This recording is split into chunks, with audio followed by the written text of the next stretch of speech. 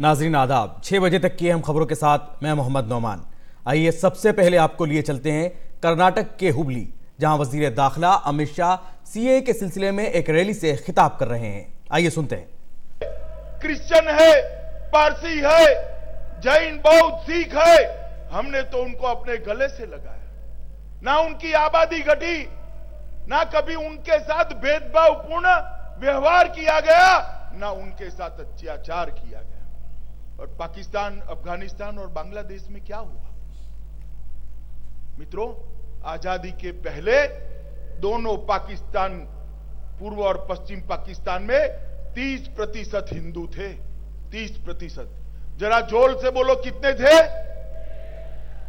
आज मैं आपको बताना चाहता हूं कि अभी के पाकिस्तान में 30% से घटकर 3% रह गए। 3%। और बांग्लादेश के अंदर 30% से घटकर 7% रह गए। ये जो लोग हो हल्ला करते हैं, मैं उनको पूछना चाहता हूं, ये 30% से घटकर जो 3 और 7% हिंदू, सिख, बौद्ध, जैन, ईसाई हुए, कहां गए वो? कोई जवाब दे सकता है क्या? मैं देना चाहता हूं जवाब। आज हुबली की जनता को बताने आया हूं मित्रों, ये जो 30% से 3% हुए, या तो वो मार दिए गए, या तो उनका धर्म परिवर्तन किया गया, या तो उनको भगा दिया गया। वो अपने परिवार की महिलाएं और अपने धर्म को बचाने के लिए भारत की शरण में आए। मित्रों, सैकड़ों किस्से। मां और बाप के सामने बेटी पर बलात्कार हुआ, भाइयों के सामने बहनों पर बलात्कार हुआ, पति के सामने पत्नी पर बलात्कार हुआ, हजारों की संख्या में सामूहिक बलात्कार हुए, सैकड़ों की संख्या में, हजारों की संख्या में मंदिर, गुरुद्वारे, चर्च तोड़ दिए गए। अब जिस अफगानिस्तान में आसमान को छूने वाला भगवान बुद्ध का पुतला था, उस पर तोप के गोले दागकर इस पुतले को तोड़ दिया गया। उनको नौकरियां नहीं दी, चुनाव लड़ने का अधिकार नहीं दिया, स्वास्थ्य की सुविधाएं नहीं दी, शिक्षा की व्यवस्था नहीं की। और ये प्रताड़ित जो भाई थे, हिंदू, सिख, बौद्ध, जैन, ईसाई, पारसी, वो सारे शरण लेकर भारत के अंदर आए। आज हम सीए लेकर आए हैं, सिटीजनशिप अमेंडमेंट बिल, नागरिकता संशोधन कानून। क्या है ये? नागरिकता संशोधन कानून है कि जो लोग वहां से भागकर यहां आए हैं, उनको नागरिकता देना, भारत की शरण में जो आए हैं उनको नागरिकता देना, उनको सम्मान देना। आज मैं हुबली और धारवाड़ की जनता से पूछने आया हूं, हजारों की संख्या में हो, 50,000 से ज्यादा लोग यहां बैठे। मुझे बताइए भाइयों, ये जो जुर्म के मारे यहां आए, अपने परिवार की मां बहनों की इज्जत बचाने के लिए आए हैं, अपने बच्चों को बचाने के लिए आए हैं, उनको नागरिकता देनी चाहिए या नहीं देनी चाहिए? सुनाई नहीं पड़ता, राहुल गांधी के कान तक जाना चाहिए। जोर से बोलिए, नागरिकता देनी चाहिए या नहीं देनी चाहिए? मित्रों, आज नरेंद्र मोदी जी इनके मानव अधिकार की रक्षा करने के लिए उनको नागरिकता देने का कानून लेकर आए। मैं आपको बताने आया हूं, कांग्रेस, कम्युनिस्ट, ममता बनर्जी, अरविंद केजरीवाल, ये जेडीएस, ये सपा, ये बसपा, इनके पेट में क्या दुख रहा है बोला? जरा बताइए तो, आपको दिक्कत क्या है? मैं बताता हूं उनको क्या दिक्कत है। उनको अपनी वोट बैंक की राजनीति करनी है, वोट बैंक की राजनीति करनी है। मगर मैं हुबली के इस मैदान पर बताना चाहता हूं कि वोट बैंक की राजनीति भारतीय जनता पार्टी नहीं करती। ये देश के पहले प्रधानमंत्री जवाहरलाल नेहरू ने वादा किया था कि हम इनको नागरिकता देंगे। पहले गृह मंत्री सरदार पटेल ने वादा किया था कि हम नागरिकता देंगे। पहले राष्ट्रपति डॉक्टर राजेंद्र प्रसाद ने वादा किया था कि हम नागरिकता देंगे। मौलाना आजाद ने वादा किया था कि हम नागरिकता देंगे। आचार्य कृपलानी ने वादा किया था कि हम नागरिकता देंगे। राहुल बाबा, ये सारे के सारे कांग्रेसी लोग हैं, कांग्रेस के नेता हैं जिन्होंने वादा किया था। 70 साल में 50 साल 55 साल आप शासन में रहे, मगर आपने वादा पूरा नहीं किया। वो वादा आज नरेंद्र मोदी पूरा करने जा रहे हैं। मित्रों, इनको नागरिकता देने जा रहे हैं। और इस सबको छोड़ दीजिए, देश के राष्ट्रपिता महात्मा गांधी ने भी ये कहा था, मैं उनकी बात को पढ़ना चाहता हूं। 26 सितंबर 1947 की प्रार्थना सभा में महात्मा गांधी ने कहा, पश्चिम पाकिस्तान और पूर्वी पाकिस्तान में रहने वाले हिंदू सिख हर नजरिए से भारत में आने का अधिकार रखते हैं। अगर वो वहां रहना नहीं चाहते, उनके साथ उचित व्यवहार नहीं होता, तो उनको नागरिकता देना, नौकरी देना और उनके जीवन में उनको गौरव प्रदान करना भारत सरकार का कर्तव्य है। अब कोई मुझे जवाब देगा कि महात्मा गांधी की भी आप नहीं सुनते हो भाई? महात्मा गांधी की भी आप नहीं सुनोगे तो किसकी सुनोगे? मित्रों, और ये जो लोग आए, लाखों करोड़ों लोग आए, बंगाल के अंदर बसे मतवा समाज और नाम शूद्र समाज के लोग हैं जो आए हैं, इसमें 70% दलित भाई बहन है। 70% से ज्यादा दलित भाई बहन है। ये जो विरोध कर रहे हैं सीएए के, उनको मैं पूछना चाहता हूं, पाकिस्तान, बांग्लादेश और अफगानिस्तान से आए हुए दलित भाइयों का विरोध कर आप क्या प्राप्त कर लोगे? क्या प्राप्त करना चाहते? और सीएए का जो विरोध कर रहा है वो दलित विरोधी है। मित्रों, दलित विरोधी है, ये आप जानकर रखो। जब चुनाव के मैदान में उतरोगे, इस देश का दलित समाज बुद्ध के पुतले पर, भगवान बुद्ध के पुतले पर तोप के गोले चलाने वाले का हिसाब पूछेगा। आप किसका समर्थन करते हो? मित्रों, आज मैं इस मंच से ह्यूमन राइट के चैंपियंस को भी कहना चाहता हूं कि अब आपका ह्यूमन राइट कहां चला गया? जाकर देखिए, शरणार्थियों के कैंप में 70 साल से नर्क का जीवन जी रहे हैं लोग। 70 साल से ना शुद्ध पीने का पानी है, ना मकान है, ना गटर की व्यवस्था है, ना शिक्षा की व्यवस्था है, ना आरोग्य की व्यवस्था है। 70 साल 3 पीढ़ी आ गई, उनको मत देने का अधिकार नहीं मिला, मत देने का अधिकार नहीं मिला। और आप ह्यूमन राइट की बात करते हो? अगर ह्यूमन राइट की बात करनी है तो सारे विश्व के ह्यूमन राइट के चैंपियंस को मैं कहना चाहता हूं, इनकी बस्ती में जाकर उनके घर को, उनके जीवन को देखिए, ये नर्क का जीवन जी रहे हैं। नरेंद्र मोदी जी, ये लाखों करोड़ों भाई हमारे जो बांग्लादेश और पाकिस्तान से आए, अफगानिस्तान से आए हैं, उनको सम्मान का जीवन देने का काम करने जा रहे हैं। उनको मेरे और आपके जितना ही अधिकार इस देश में है, वो नरेंद्र मोदी जी ने बिल के अंदर स्पष्ट कर दिया है। मित्रों, ये कांग्रेस पार्टी दोगलेपन वाली पार्टी है। अभी 1 साल पहले राजस्थान में चुनाव हुआ, उनके सारे नेताओं के बयान है, आजादी के वक्त, आजादी के बाद कि सारे शरणार्थियों को हम स्वीकार करेंगे, उनको नागरिकता देंगे, परंतु नागरिकता दी नहीं क्योंकि उनको वोट बैंक के डर लगता है।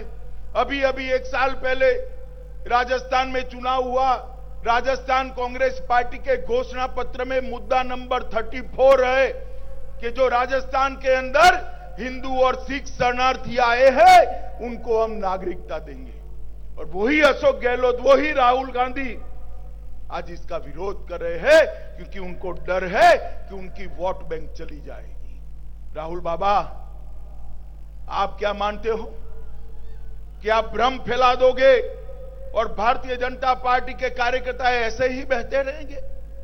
मित्रों, इन्होंने सीएए पास होने के बाद देश भर में भ्रम फैलाने का काम किया है, देश के माइनॉरिटी के लोगों को गुमराह करने का काम किया है, मुसलमान भाइयों को डराने का काम किया है।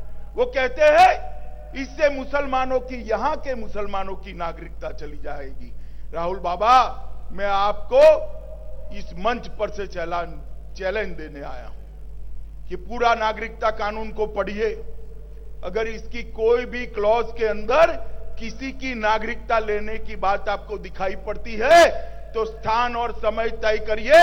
हमारा प्रहलाद जोशी आपके साथ चर्चा करने के लिए तैयार है, तैयार। मित्रों, ये झूठ फैला रहे कर्नाटक और दक्षिण भारत के सारे मुसलमान भाइयों बहनों जो भारत के हैं, उनको मैं कहना चाहता हूं, आपकी नागरिकता इस देश में कोई छीन नहीं सकता, कोई छीनना भी नहीं चाहता। आपका इतना ही अधिकार इस देश पर है जितना हमारा है। आपको कुछ नहीं होने वाला है, क्योंकि ये सीएए के अंदर एक भी क्लॉज ऐसा नहीं है जो मुसलमान भाइयों की नागरिकता ले ले। सीएए में किसी की नागरिकता लेने का कोई प्रावधान नहीं है, नागरिकता देने का प्रावधान है। मगर इन लोगों ने लोगों को गुमराह करने की शुरुआत करी, लोगों को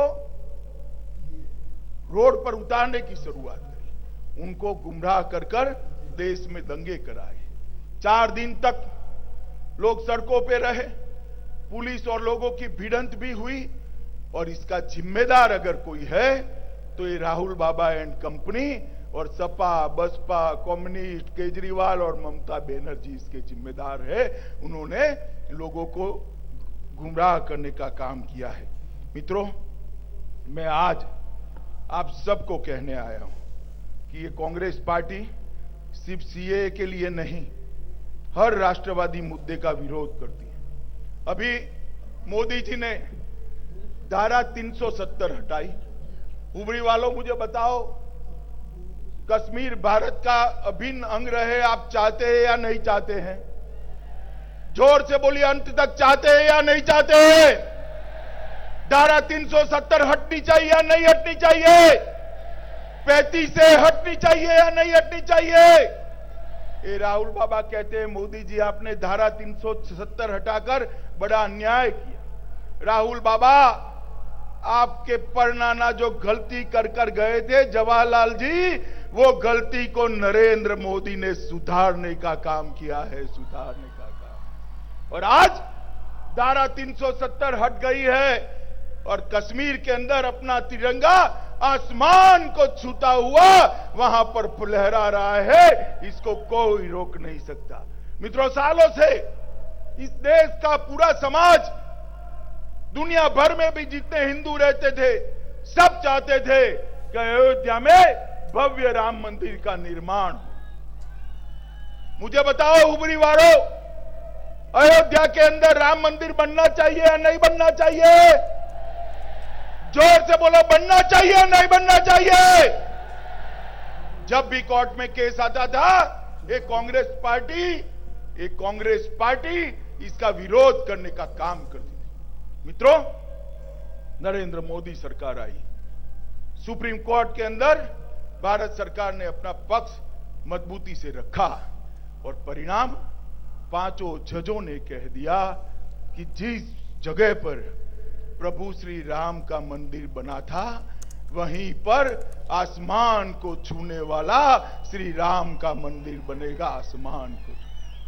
कांग्रेस पार्टी इसका भी विरोध कर रही है, 370 का भी विरोध कर रही है।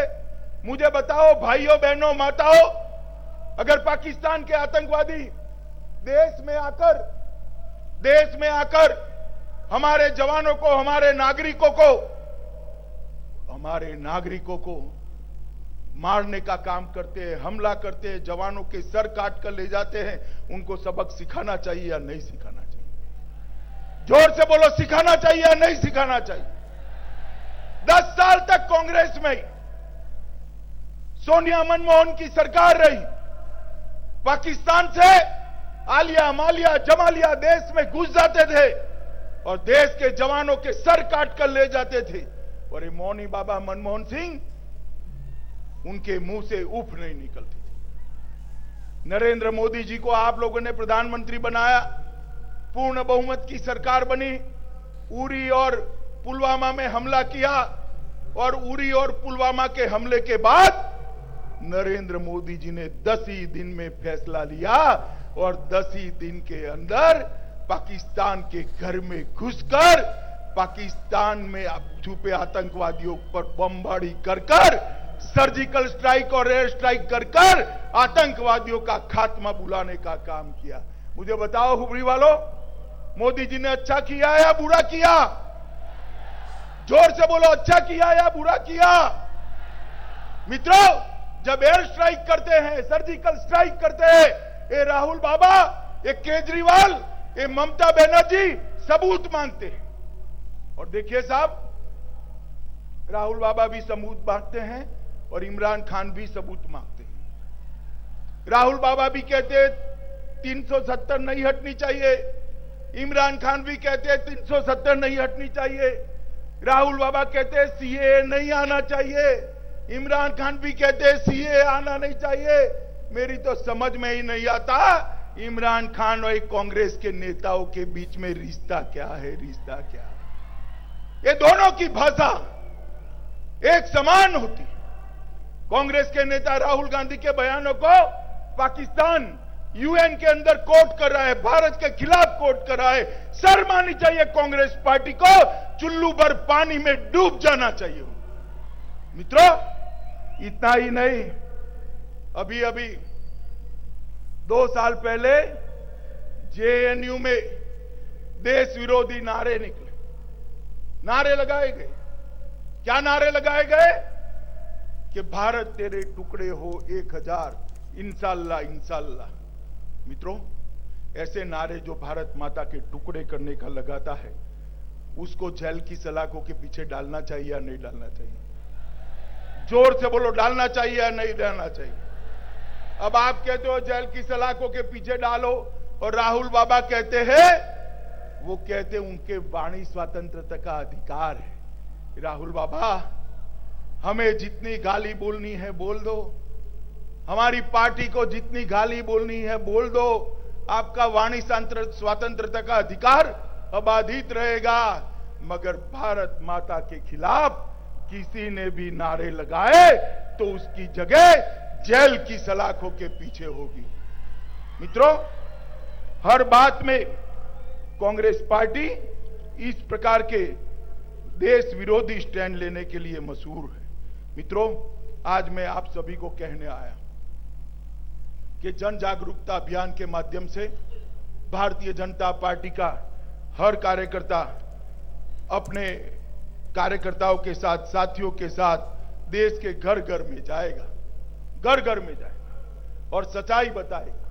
हमने तय किया है 3 करोड़ से ज्यादा परिवारों का हम संपर्क करने वाले, 250 से ज्यादा ऐसी सभाएं करने वाले, लाखों की संख्या में छोटी छोटी ग्रुप मीटिंग करने वाले, प्रेस कॉन्फ्रेंस कर सच्चाई देश की जनता को बताने वाले हैं। और मित्रों, आप सभी लोग आज सीएए के समर्थन में यहां आए हो। मुझे बताओ कितने लोग, इस और दिखाओगे, कितने लोगों के पास मोबाइल है? कितने लोगों के पास मोबाइल है? जरा हाथ ऊपर करो। माताएं बहनें भी हाथ ऊपर करे, मोबाइल है? जरा मोबाइल निकालो अपना, सब लोग मोबाइल निकालो। इस और भी पेवेलियन में बैठ गए हैं, वो भी मोबाइल निकाले। आप तो धूप में भी नहीं बैठे हो भैया, जल्दी निकालो।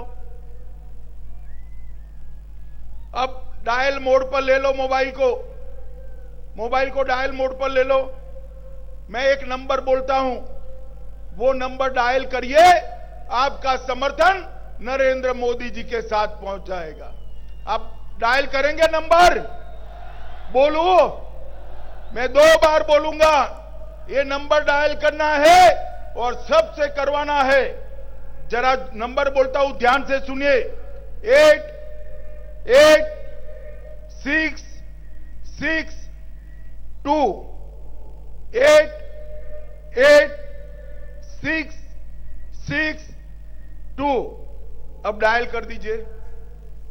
हो गया? जरा हाथ ऊपर करिए, किसका हो गया भाई? मैं फिर से एक बार बोलता हूं, 886662 886662। मित्रों, ये नंबर डायल कर आपका समर्थन नरेंद्र मोदी जी के साथ पहुंचाइए। भारत के अंदर 2 पक्ष साफ पड़ गए। एक पक्ष चाहता है कि धारा 370 और 35 से हटकर कश्मीर भारत का हिस्सा बने, और कुछ लोग चाहते हैं कि धारा 370 नहीं हटनी चाहिए। कुछ लोग चाहते हैं कि ट्रिपल तलाक हटाकर मुसलमान बहनों और माताओं को समान अधिकार देना चाहिए। कुछ लोग नहीं चाहते। कुछ लोग चाहते हैं, भारतीय जनता पार्टी चाहती है कि देश पर जो हमला करेगा उसको मुंह तोड़ जवाब दिया जाएगा, और कुछ लोग ऐसा नहीं चाहते। हम चाहते हैं कि जो शरणार्थी आए हैं बांग्लादेश, पाकिस्तान, अफगानिस्तान से, उनको नागरिकता मिले, सम्मान मिले। कुछ दल है कि वो नहीं चाहते। हम चाहते हैं कि अयोध्या में भव्य राम मंदिर बने। कुछ लोग हैं कि नहीं चाहते। हम चाहते हैं कि देश में जो भारत माता के टुकड़े करने की बात करेगा उसको जेल की सलाखों के पीछे डाल दिया जाएगा। कुछ लोग हैं कि वो नहीं चाहते। मित्रों, मोदी जी के नेतृत्व में करोड़ों गरीबों और किसानों के कल्याण के कार्यक्रम चले। हर घर में बिजली, हर एक को घर, हर एक को गैस, हर एक को शौचालय, हर एक को 5 लाख तक का स्वास्थ्य का खर्चा फ्री ऑफ कॉस्ट, हर किसान को 6,000 रुपया सहायता। ये सारे कार्यक्रम मोदी जी ने लिए हैं, और मोदी जी ने देश की सुरक्षा का भी कार्यक्रम अब हाथ में लिया है। मेरा आप सबसे, हुबली धारवाड़ की जनता से करबद्ध निवेदन है कि आप भी देश के अंदर एक रचनात्मक, एक सकारात्मक माहौल ये जन जागृति अभियान में जोड़कर बनाइए। मुझे बताइए, हुबली धारवाड़ वालों, आप लोग नरेंद्र मोदी जी के साथ है क्या? जोर से बोलिए, साथ है? सीएए के साथ है? 370 हटाने का समर्थन करते हैं? राम मंदिर बनाने का समर्थन करते हैं? एयर स्ट्राइक और सर्जिकल स्ट्राइक का समर्थन करते हैं? ट्रिपल तलाक हटाने का समर्थन करते हैं? जो देश विरोधी है उनको जेल में डालने का समर्थन करते हैं? तो मेरे साथ दोनों हाथ उठाइए, मोदी जी के समर्थन के संकल्प की मुट्ठी भींचिए और प्रचंड आवाज से बोलिए, भारत माता की, भारत माता की, भारत माता की, वंदे मातरम।